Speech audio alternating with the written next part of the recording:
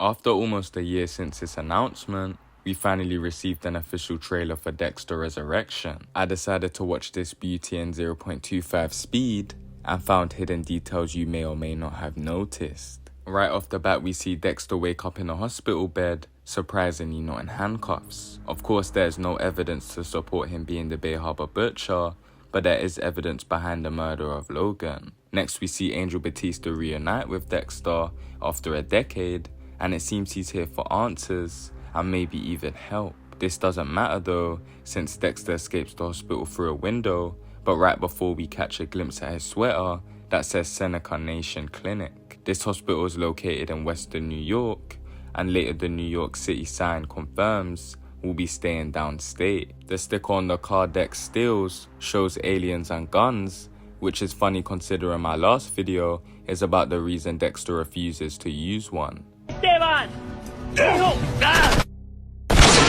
This could be a hint to the new him, but I doubt he'll be using one anytime soon. Our first big detail are the newspapers Dexter reads with the headlines Dark Passenger 7, NYPD 0, and the Dark Passenger Strikes Again. This could be hinting at Dexter's killing spree, or maybe even Harrison embracing his darkness, but I bet it's neither of these. I actually think this Dark Passenger killer is a completely new killer, hence his name being literal. A hooded figure in the passenger seat attacking rideshare drivers.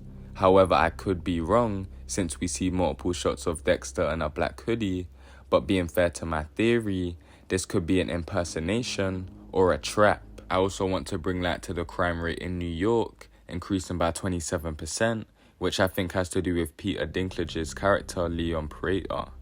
He has assembled a team of serial killer Avengers, Charlie, Al, Gareth, Lau, and Mia, all to rescue Joe Goldberg from prison.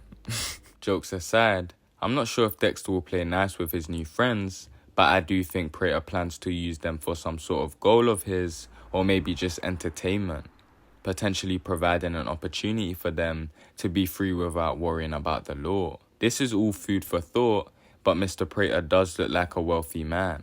Cutting back to Angel, we see him in a restaurant talking to Harrison about a dark path he's going down.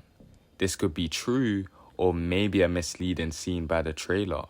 Who knows who Angel is really speaking to? Afterwards though, we do see Harrison dragging a body, but I actually think this is just meat.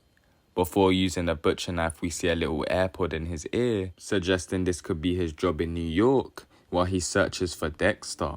Or to play devil's advocate, maybe another episode from the Mary Fucking Kill podcast to rile him up before releasing his darkness. Yet in the next scene, he does act shocked when seeing an investigation going on, but this isn't much to go off of. Finally, Harry returns as Dexter's ghost, telling Dex to be careful, but we are far from the careful life he once lived. Before seeing Dexter's weapons, we see a bag that says Bryos Data Network, which could hint at a potential victim. To follow this up, we see Dexter's disguise at his gaming setup, which could be his way of contacting or stalking his prey. This trailer definitely satisfied my urges, but it also didn't give us too much. There was an absence of Angela, and call it cope, I actually don't think Hannah died. I also see some people saying this doesn't feel like Dexter at all, but I disagree.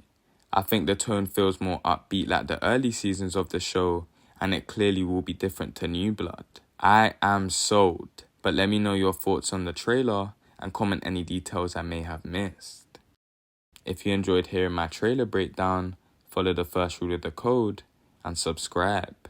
It may seem small to you, but it means the world to me. Have an amazing day.